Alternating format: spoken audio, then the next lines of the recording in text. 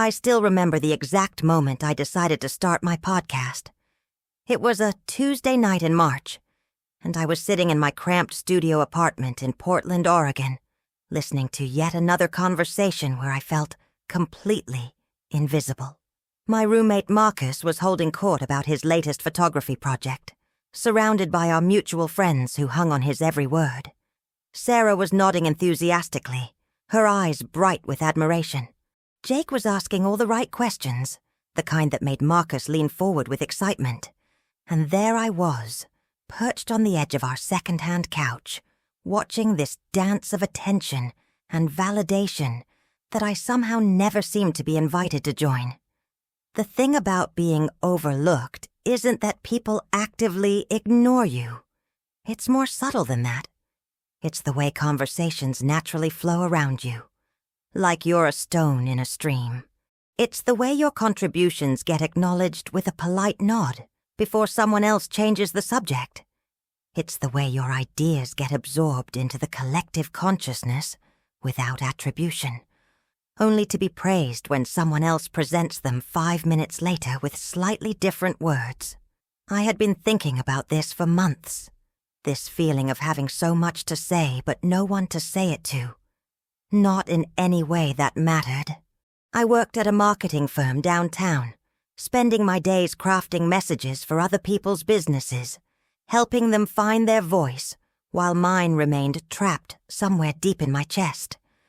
My boss, Jennifer, was the type of person who spoke in corporate buzzwords and treated every conversation like a performance review.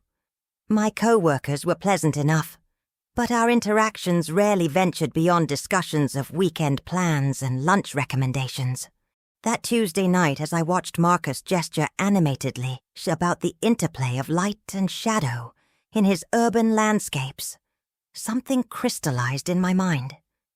I realized that I had been waiting for permission to speak, waiting for someone to ask me what I thought, waiting for an invitation to share the ideas that kept me awake at night.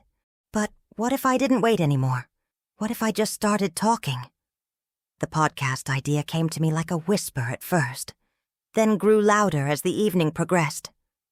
I excused myself from the living room, claiming I had an early morning, and retreated to my bedroom. I sat on my bed, laptop open, and began researching how to start a podcast. The internet was full of guides and tutorials, most of them making it sound easier than it probably was. But the basic premise was simple. Get a microphone, record yourself talking, upload it to a platform, and hope someone listens. I spent the next 3 hours diving deep into the technical aspects. I learned about audio quality and editing software, about hosting platforms and RSS feeds. I discovered that my closet, packed with clothes, would make an excellent makeshift recording studio. The more I read, the more excited I became. This was it. This was my chance to have those conversations I'd been imagining, to explore the ideas that fascinated me, to finally have a space where my voice mattered. By the time I went to bed that night, I had already chosen a name for my podcast, Unfiltered Thoughts. It felt right, honest in a way that most of my daily interactions weren't. I would talk about whatever interested me, share my perspectives on current events, interview people whose stories intrigued me. I would create the kind of content I wished existed in the world. The next morning, I woke up with that particular brand of nervous energy that comes with making a decision that feels both terrifying and inevitable. I called in sick to work, something I almost never did, and spent the day shopping for equipment. I had saved up about $800 over the past few months, money I had been setting aside for a vacation that never materialized. Instead, I would invest it in myself. At the electronics store, I felt completely out of my element. The salesperson, a young guy with gauge earrings and an impressive knowledge of audio equipment, walked me through the basics. He recommended a USB microphone that would plug directly into my laptop, along with a pop filter and a boom arm. He showed me how to set up a simple recording space and suggested some free editing software to get started. "You starting a podcast?" he asked as he rang up my purchases. "Yeah," I said, and it was the first time I had said it out loud to another person. The words felt strange in my mouth, like trying on clothes that didn't quite fit yet. "Cool. What's it about?" I realized I didn't have a good answer. "Just thoughts, I guess. Conversations about things that matter." He nodded as if this made perfect sense. "That's what the world needs more of. Good luck with it." Walking back to my apartment, equipment bag in hand, I felt a mixture of excitement and terror. What if I was terrible at this? What if I had nothing interesting to say? What if I was just another voice shouting into the void? But beneath these doubts was something else. Something I hadn't felt in a long time. Hope. Hope that maybe, just maybe, I could create something meaningful. Hope that my voice might actually matter to someone. Somewhere. That evening I transformed my closet into a recording studio. I hung thick blankets from the rod, moved my shoes to create a small space for my chair, and set up my microphone on a makeshift stand constructed from books and a cardboard box. It wasn't professional by any means, but it was mine. The space felt intimate, like a cocoon, where I could safely explore my thoughts without judgment. I spent the next week preparing for my first episode. I wrote notes, then threw them away, and wrote new ones. I practiced speaking into the microphone, cringing at the sound of my own voice played back through headphones. I researched topics, outlined potential segments, and tried to imagine what my ideal listener might want to hear. The theme for my first episode came to me while I was walking to work on Friday morning. I had been thinking about the concept of authenticity, about how we present ourselves to the world versus who we really are in our private moments. It was something I had been grappling with personally, this disconnect between my public self and my interior life. I decided to call the episode "The Performance of Being Yourself." I would talk about the masks we wear, the versions of ourselves we present in different contexts, and what it means to be truly authentic in a world that often rewards conformity. It was a topic that felt both personal and universal, something that would allow me to share my own experiences while hopefully resonating with others. That Sunday afternoon, I recorded my first episode. I sat in my closet, surrounded by clothes and the soft hum of my laptop's fan, and began to speak. My voice shook at first, and I stumbled over words that seemed perfectly clear in my head. I stopped and started multiple times, deleting false starts and awkward pauses.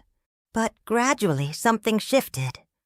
As I talked about the disconnect between who I felt I was and who I appeared to be to others, as I shared stories about feeling invisible in conversations and overlooked in meetings, I began to find my rhythm. The words started flowing more naturally, and I could feel myself settling into this new role as someone who had something worth saying. The recording ended up being 43 minutes long, much longer than I had planned. I spent the next several hours editing it, removing the worst of my verbal stumbles and adding a simple introduction and outro. When I finally uploaded it to the podcast platform, my hands were shaking. I titled it Episode 1, The Performance of Being Yourself, and wrote a brief description. A conversation about authenticity, masks, and the courage to be yourself in a world that often rewards conformity. Then I hit publish and immediately closed my laptop, too nervous to think about what I had just done. I didn't tell anyone about the podcast right away. For the first few weeks, it felt like a secret project, something that existed in a parallel world separate from my daily life. I would go to work, make small talk with my coworkers, attend social gatherings where I played my familiar role as the quiet observer, and then retreat to my closet to record my thoughts about it all. Episode 2 was about loneliness in a connected world. Episode 3 explored the difference between being alone and being lonely. Episode 4 dealt with the fear of taking up space, of being too much or not enough. Each week I found myself digging deeper into topics that felt important, but rarely got discussed in the surface-level conversations that dominated most of my social interactions. The technical aspects became easier with practice. I learned to edit more efficiently, to speak more clearly, to create better transitions between topics. I developed a format that worked for me. A brief introduction, a main topic with several subtopics, and a reflection at the end that tied everything together. I started including listener questions, even though I only had 3 or 4 regular listeners at that point. But it was the emotional aspects that proved most challenging.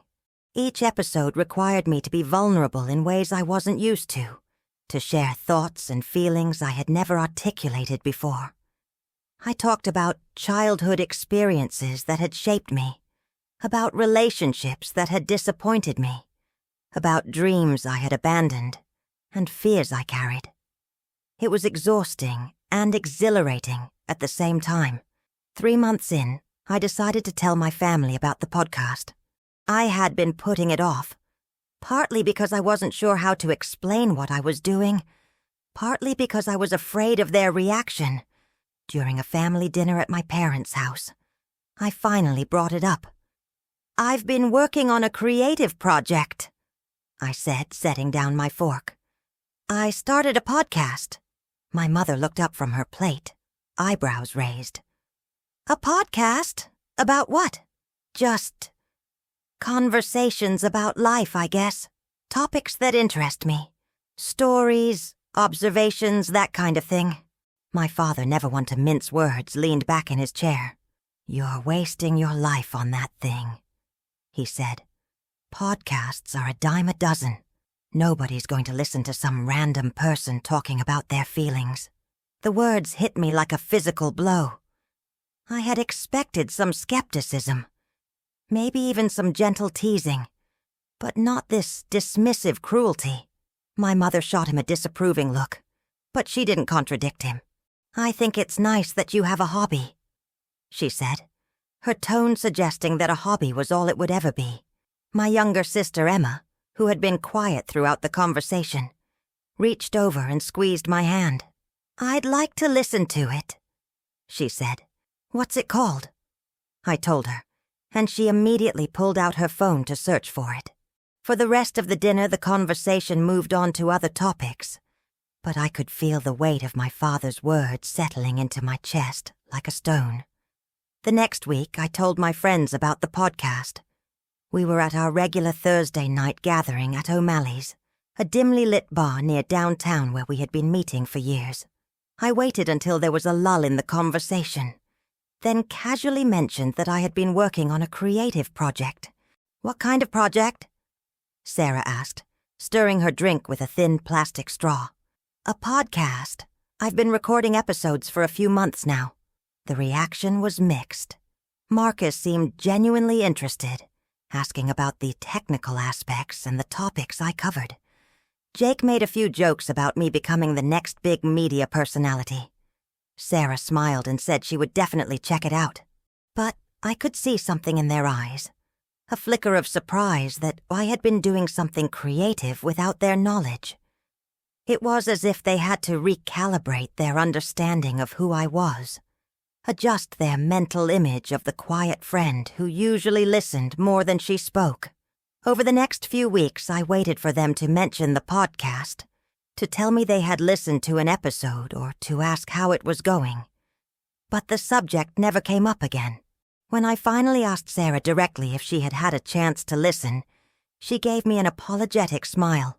"I started the first episode," she said, "but I got distracted.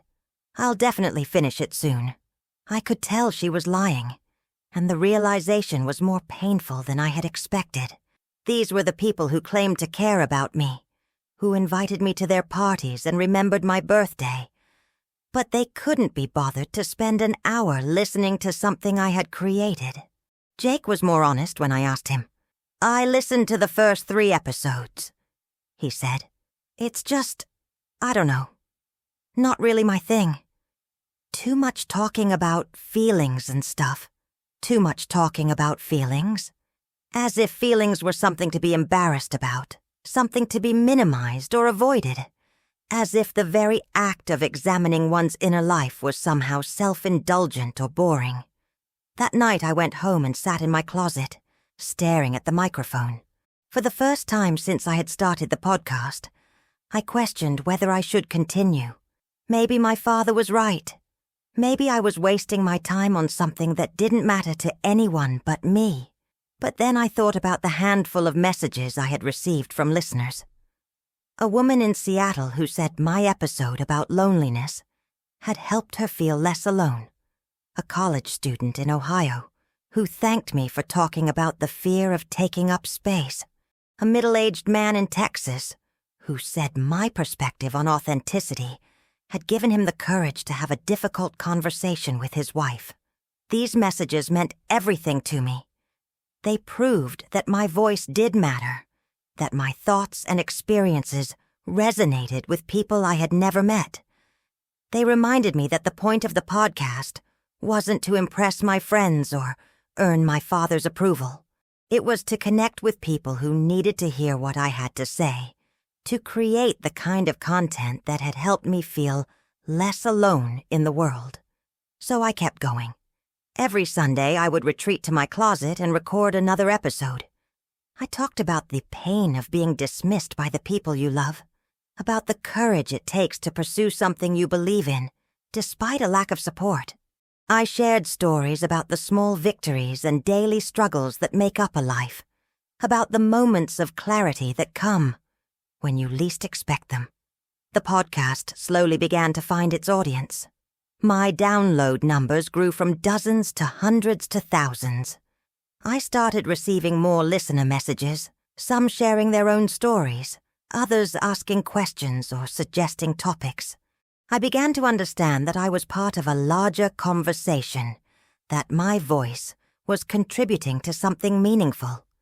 6 months after I started, I launched my first interview series. I reached out to people whose stories intrigued me, who had overcome challenges or pursued unconventional paths. I interviewed a woman who had left her corporate job to become a traveling photographer, a man who had started a nonprofit after losing his son to addiction, a couple who had downsized their life to travel the country in an RV. These conversations were different from my solo episodes. They required me to be fully present, to ask thoughtful questions, to create space for someone else's truth. I discovered that I was good at this, at making people feel comfortable enough to share their deepest thoughts and experiences. One of my favorite interviews was with a woman named Catherine, a retired teacher who had spent her 70s learning to paint. She talked about the fear of starting something new late in life, about the vulnerability of sharing your creative work with others, about the joy of discovering abilities you didn't know you had. People told me I was too old, she said. They said I should stick to safer hobbies like gardening or reading. But I realized that if I didn't try, I would spend the rest of my life wondering what might have been. Her words resonated with me deeply. I thought about all the times I had held back, all the opportunities I had missed because I was afraid of failure or judgment. The podcast had taught me that the only real failure was not trying at all. As the podcast continued to grow, I began to notice changes in other areas of my life. I started speaking up more at work, sharing my ideas in meetings and volunteering for projects that interested me. I set boundaries with friends who consistently dismissed my thoughts and feelings. I began to see myself as someone who had valuable insights to offer, someone whose voice mattered. The turning point came almost a year after I started. I was recording an episode about the importance of believing in yourself when others don't, sharing my own experiences with family members and friends who had been unsupportive of my creative endeavors. I talked about the loneliness of pursuing something you're passionate about when the people around you don't understand or appreciate it. Sometimes, I said into the microphone, You have to become your own biggest supporter. You have to believe in yourself so strongly that other people's doubts can't shake you. You have to trust that your voice matters, even when it feels like you're shouting into the void. The episode was deeply personal, more vulnerable than anything I had shared before. I talked about the specific comments my father had made, about the way my friends had dismissed my work, about the moments when I had almost given up. I also talked about the messages from listeners that had kept me going, about the realization that my voice was reaching people who needed to hear it. 2 days after the episode went live, I received a message that changed everything. It was from someone claiming to be Joe Rogan, asking if I would be interested in appearing on his podcast. My first instinct was to assume it was a prank, a cruel joke from someone who had heard me talk about my struggles with being taken seriously. But the message included details that seemed too specific to be fake. It referenced particular episodes and quotes, showing that whoever sent it had actually listened to my work. It also came through official channels, from an account that appeared to be verified. I stared at the message for a long time, my heart racing. Joe Rogan's podcast was one of the most popular in the world, with millions of listeners. If this was real, if he was actually interested in having me on his show, it would change everything. I responded cautiously, asking for more details about the potential appearance. The reply came quickly, confirming that it was indeed from Joe Rogan's team. They had been following my work for several months, impressed by my authenticity and the depth of my conversations. They wanted to know if I would be available for a recording session the following week. I spent the next few days in a state of surreal excitement. I couldn't quite believe it was happening, that my little podcast recorded in a closet had somehow caught the attention of one of the most influential voices in the medium. I prepared obsessively, researching Joe's interview style, thinking about the topics we might cover, trying to imagine what it would be like to have a conversation with someone I had been listening to for years. The recording took place at Joe's studio in Austin, Texas. I flew in the day before, staying at a hotel near the studio, and spending the evening trying to calm my nerves. I had never been on someone else's podcast before, never had to present myself as the subject rather than the interviewer. When I arrived at the studio, I was struck by how different it was from my makeshift setup. Professional microphones, multiple cameras, a control room with technicians monitoring every aspect of the recording. It felt like stepping into a different world, one where my amateur efforts suddenly seemed insignificant. But Joe was warm and welcoming, immediately putting me at ease. He had clearly done his homework, referencing specific episodes and asking thoughtful questions about my journey.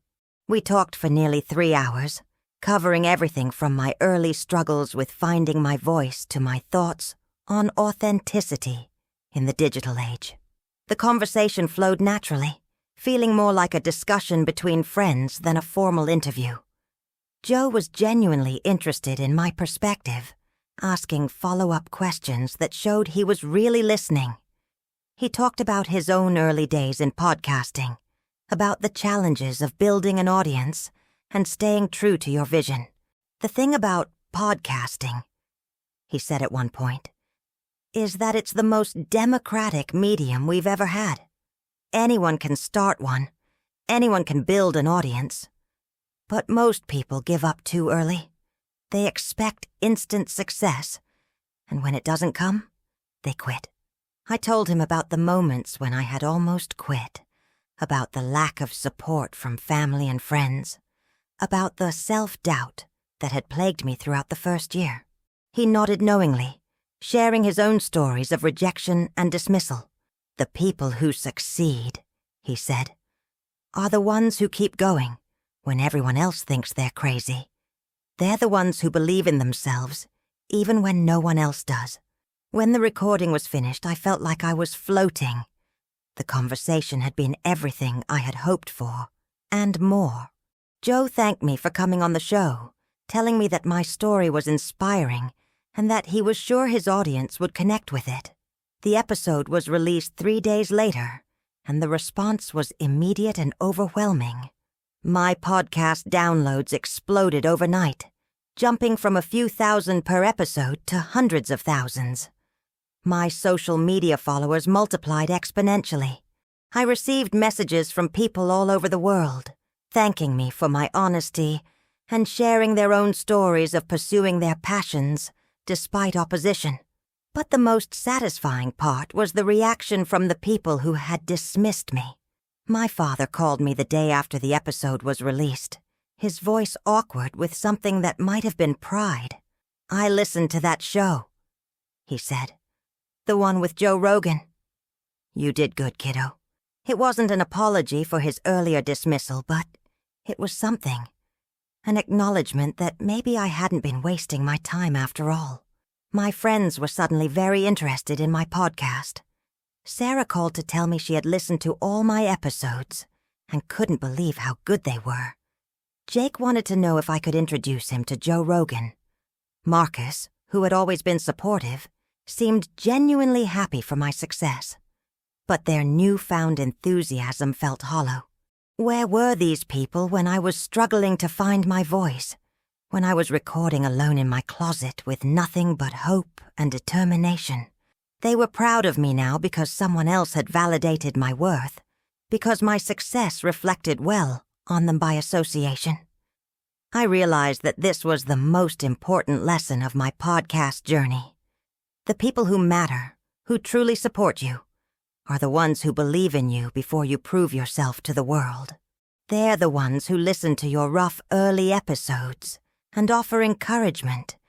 They're the ones who share your work with their friends and celebrate your small victories. The others, the ones who only pay attention when you're successful, they're not really your people. They're spectators, not participants in your story. And while their belated support might feel good in the moment, it's not the kind of support that sustains you through the difficult times. Looking back now, I can see that the podcast was never really about building an audience or gaining recognition. It was about finding my voice, about learning to trust my own thoughts and feelings. It was about discovering that I had something valuable to contribute to the world, even if that contribution looked different from what I had imagined. The success that followed was gratifying, but it wasn't the point. The point was the woman in Seattle who felt less alone, the college student in Ohio who found the courage to take up space, the middle-aged man in Texas who had a difficult conversation with his wife. The point was the dozens of people who reached out to share their own stories, who found community in the shared experience of being human. I still record from the same closet, though I've upgraded my equipment and added some acoustic treatment. I still talk about the same topics that fascinated me from the beginning: authenticity, connection, the courage to be yourself in a world that often rewards conformity. But now I do it with the confidence that comes from knowing my voice matters, not because someone famous validated it, but because I chose to use it. The podcast has opened doors I never expected. I've been invited to speak at conferences and universities. I've written articles for magazines and websites. I've been approached about writing a book based on my experiences. But none of these opportunities would have materialized if I hadn't first found the courage to speak into that microphone in my closet, to share my thoughts with an audience of 0, and trust that eventually someone would listen. The most profound change, though, has been internal. I no longer wait for permission to speak. I don't look for validation from others before pursuing something I believe in. I've learned to trust my own judgment, to value my own perspective, to believe that my voice has worth regardless of who's listening. This doesn't mean I've become immune to criticism or rejection. There are still days when the negative comments sting, when the imposter syndrome creeps in, when I wonder if I'm really qualified to be having these conversations. But I've learned to sit with these feelings without letting them stop me. I have learned that doubt is part of the creative process, not a sign that I should quit. I think about that Tuesday night in March when I first decided to start the podcast, when I was sitting on my couch feeling invisible and overlooked. I wish I could go back and tell that version of myself that her voice mattered, that her thoughts and feelings were worth sharing, that she didn't need anyone's permission to start speaking her truth. But maybe that's the point. Maybe we all have to go through that process of finding our voice, of learning to trust ourselves, of discovering that we have something valuable to contribute. Maybe the struggle is part of what makes the victory meaningful. The podcast continues to grow and evolve. I've expanded into video content, launched a newsletter, and started hosting live events. I've interviewed hundreds of people, each conversation teaching me something new about the human experience. I've built a community of listeners who support each other, who share their own stories, who prove every day that authentic connection is possible in our increasingly digital world. But at its heart, the podcast remains what it always was, a conversation between me and whoever needs to hear what I have to say. It's a reminder that our voices matter, that our stories have value, that we don't need to wait for someone else to give us permission to share our truth. Sometimes people ask me what advice I would give to someone who wants to start their own podcast or pursue any creative endeavor. I tell them about the importance of starting before you're ready, of being willing to be bad at something before you get good at it. I talk about the value of consistency, of showing up even when you don't feel inspired, of trusting the process even when you can't see the results. But mostly, I tell them about the power of believing in yourself when no one else does, about the courage it takes to pursue something you care about, despite the lack of support or understanding from others, about the importance of defining success for yourself, rather than letting others define it for you. I tell them that the most important audience is the one person who needs to hear what you have to say, even if that person is yourself. That the act of creating something meaningful is its own reward, regardless of how many people pay attention. That the world needs more authentic voices, more honest conversations, more people willing to share their truth. And I tell them about the profound satisfaction that comes from knowing you didn't give up, from looking back at all the moments when you almost quit and realizing you chose to keep going instead. Because that's ultimately what this story's about, the choice to keep going, to keep believing, to keep using your voice even when it feels like you're shouting into the void.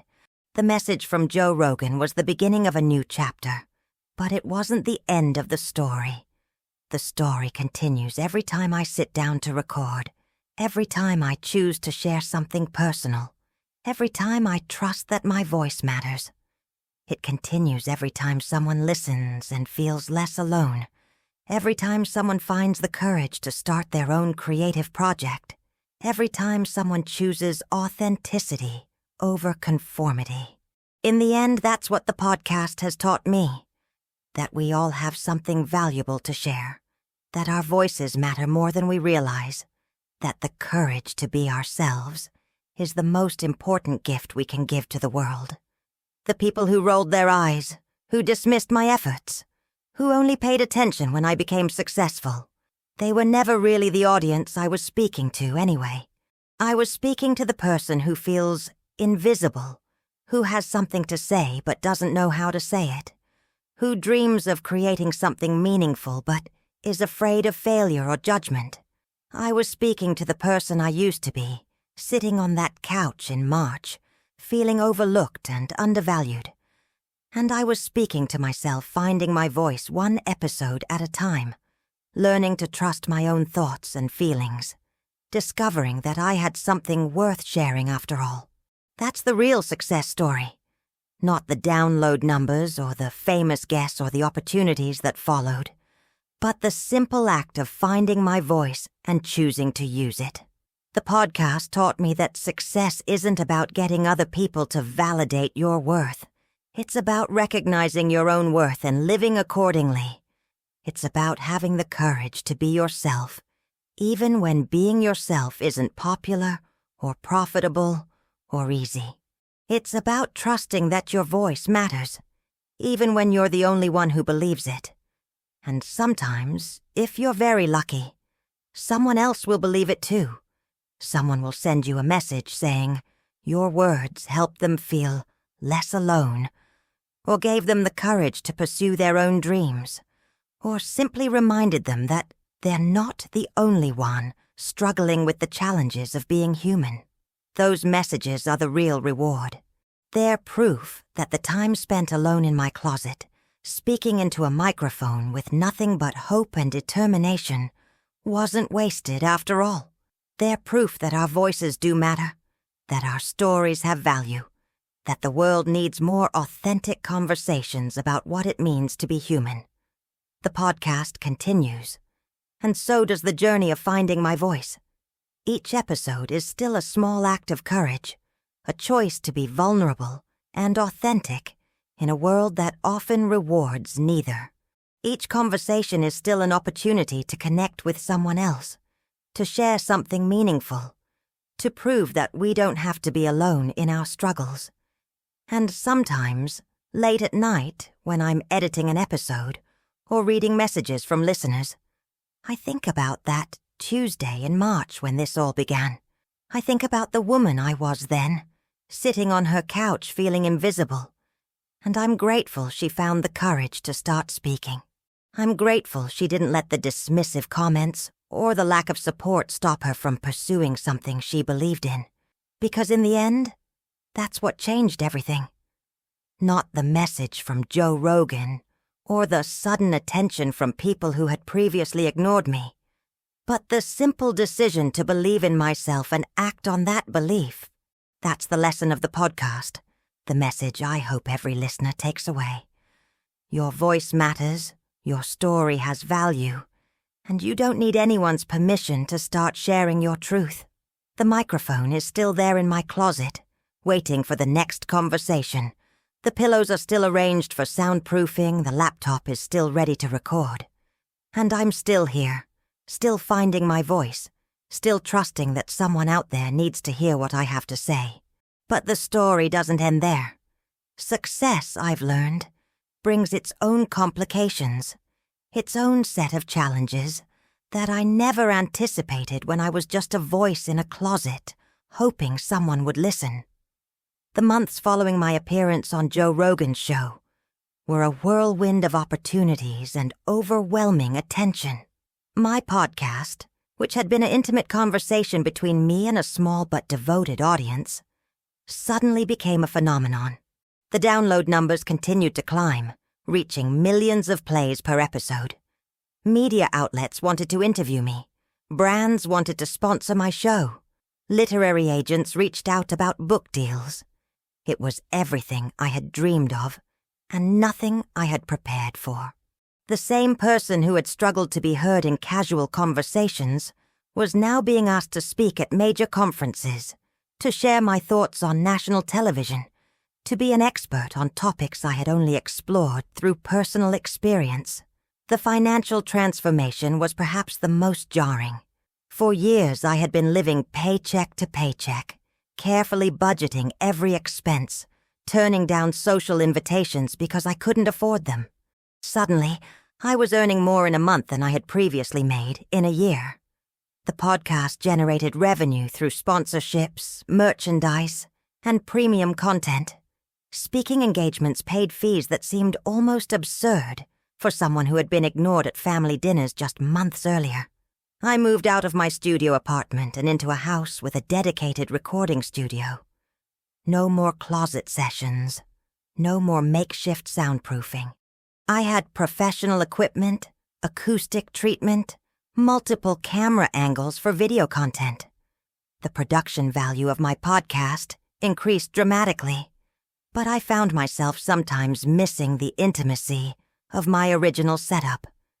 the success attracted new people into my life, but it also revealed uncomfortable truths about existing relationships.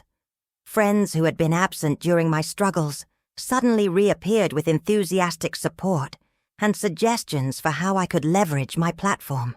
Family members who had been dismissive began bringing up my achievements in conversations with their own friends, claiming credit for having always believed in me. My father, who had called the podcast a waste of time, started introducing me to his golf buddies as my daughter, the famous podcaster. He would pull up episodes on his phone, playing clips for anyone who would listen. The transformation was so complete that I sometimes wondered if I had imagined his earlier dismissal. But I hadn't imagined it. I had recorded it, actually, in one of my early episodes about family dynamics and the fear of disappointing the people we love. I could go back and listen to my own voice, shaky with hurt, describing the exact words he had used. The recording served as a reminder that my memory wasn't faulty, that the dismissal had been real, that the pain I had felt was justified. This created a complex emotional landscape that I found myself navigating carefully. On one hand, I was grateful for any support, even if it came late.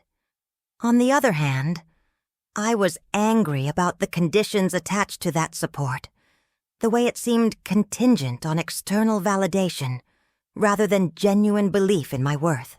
I started therapy during this period, something I had put off for years due to cost and stigma.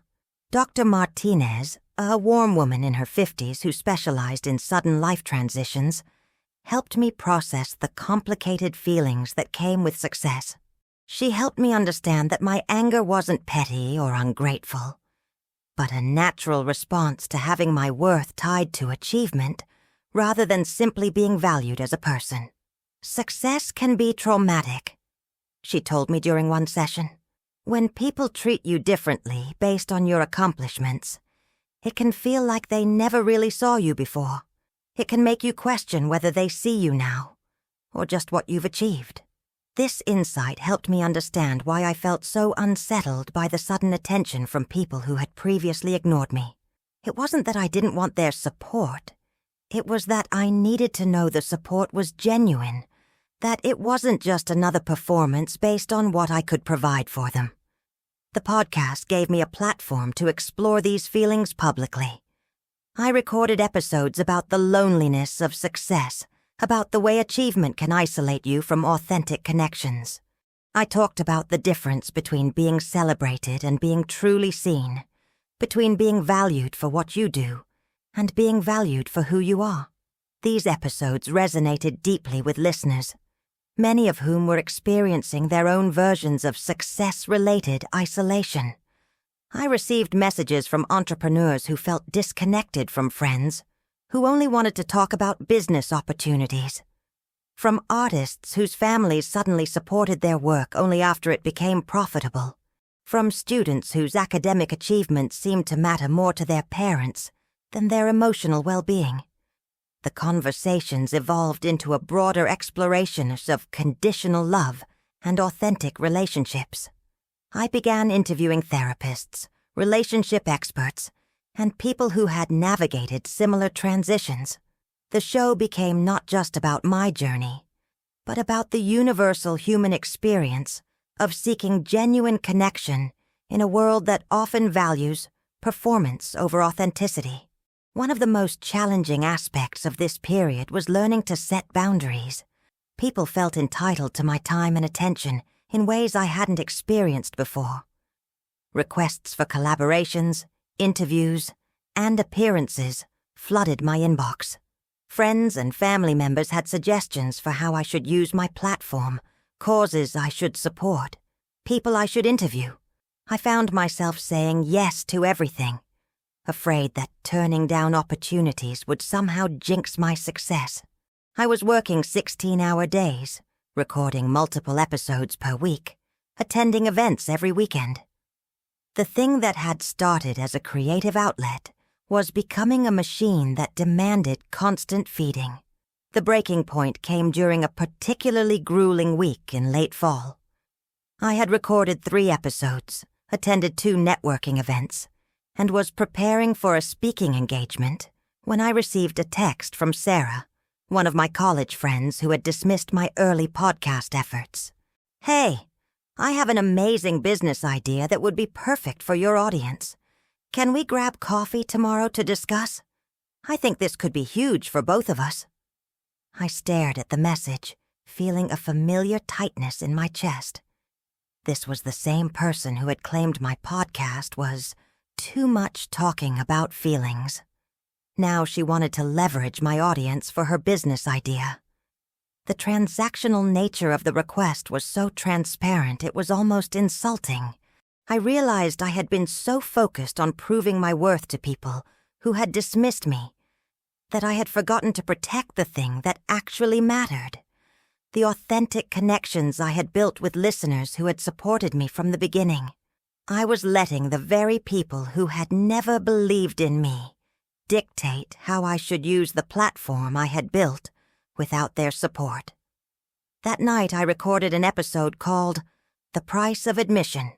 I talked about the way success can make you accessible to people who were never really your friends, about the difference between supporters and opportunists. I shared the story of Sarah's text message and the realization it had triggered. I spent so long wanting these people to see my value, I said into the microphone. But I'm starting to understand that their inability to see it was never a reflection of my worth. It was a reflection of their limitations, their inability to recognize value that doesn't come with external validation. The episode was one of my most popular, generating thousands of messages from listeners who had experienced similar situations. People shared stories of family members who only showed interest in their art after it became profitable, of friends who dismissed their dreams until they became reality, of colleagues who ignored their ideas until they gained recognition. But the most meaningful response came from Emma, my younger sister. She called me after listening to the episode, her voice thick with emotion. "I need to tell you something," she said. "I've been listening to your podcast since the beginning. Not just recently, but from the very first episode. I never told you because I was afraid you might think I was just being nice, but your voice has gotten me through some really difficult times." She went on to explain that she had been struggling with anxiety and depression during college, feelings she had never shared with our family. My podcast had helped her understand that she wasn't alone in her struggles, that it was okay to feel deeply, that vulnerability was a strength rather than a weakness. "When Dad said you were wasting your life, I wanted to scream," she continued. "But I was too scared to speak up. I regret that now. I should have told you then how much your work meant to me. This conversation shifted something fundamental in my understanding of success and support." Emma had been my most loyal listener, but she had been too afraid to express her support openly. Meanwhile, I had been chasing validation from people who had never really cared about my work at all. I realized that authentic support often comes quietly, from people who are touched by your work, but don't necessarily broadcast their appreciation. These are the people who listen consistently, who share episodes with friends who might need to hear them, who apply your insights to their own lives. They don't always announce their support, but they show it through their engagement and their loyalty. This understanding helped me develop better instincts for identifying genuine supporters versus opportunists. Genuine supporters were interested in the work itself, in the ideas and conversations that drove the podcast. They asked thoughtful questions about the content, shared their own experiences, and seemed to understand the deeper purpose behind what I was doing. Opportunists, on the other hand, were primarily interested in access to my audience. They wanted to know about my download numbers, my demographics, my marketing strategies.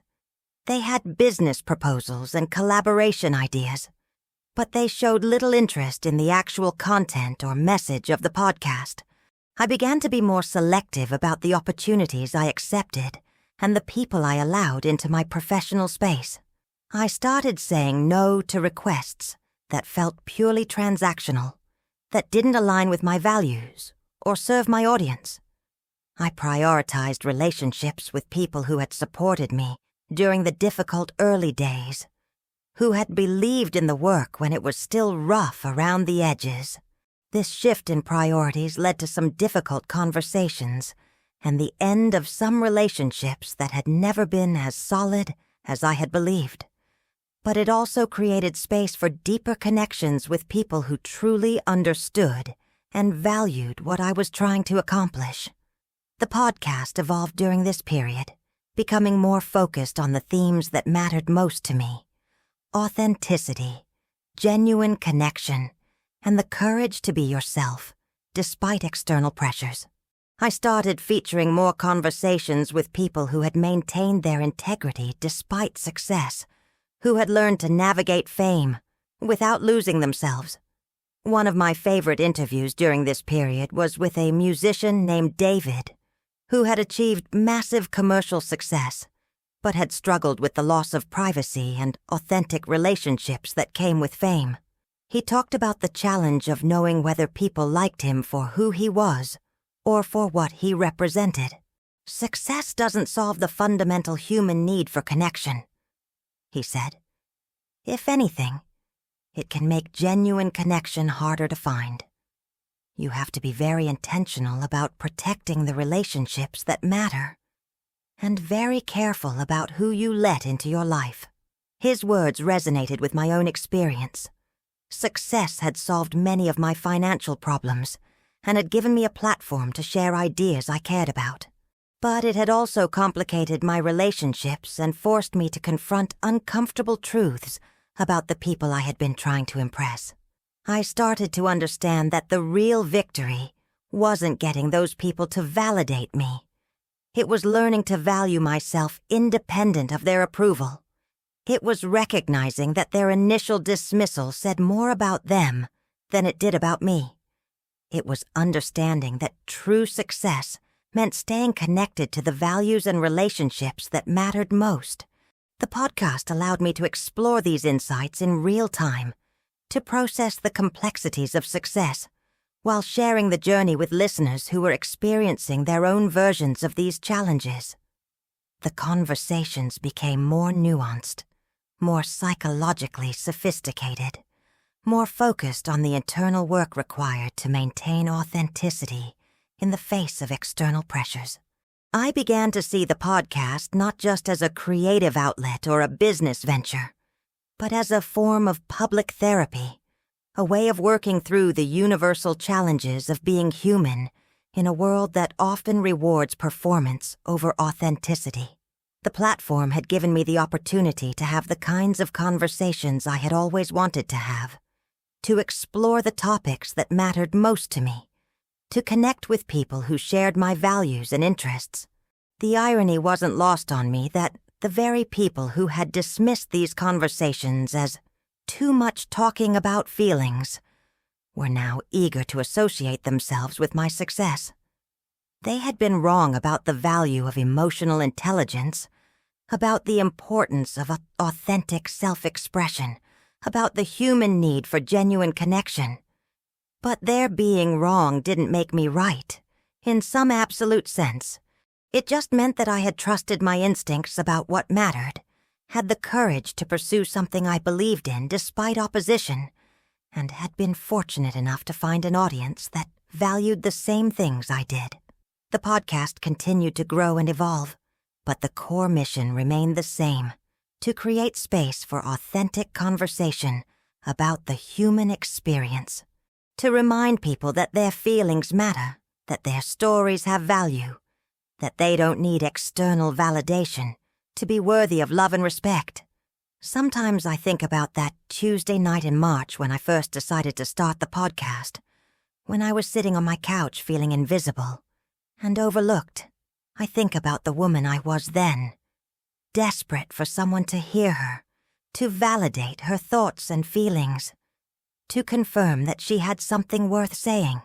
I wish I could go back and tell her that she didn't need anyone's permission to matter, That her voice was valuable whether or not anyone was listening.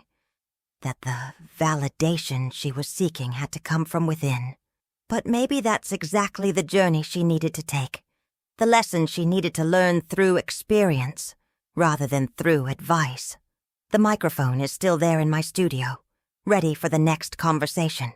The pillows have been replaced with professional acoustic treatment, but the spirit remains the same. And I'm still here, still finding my voice, still learning what it means to be authentic in a world that often rewards conformity.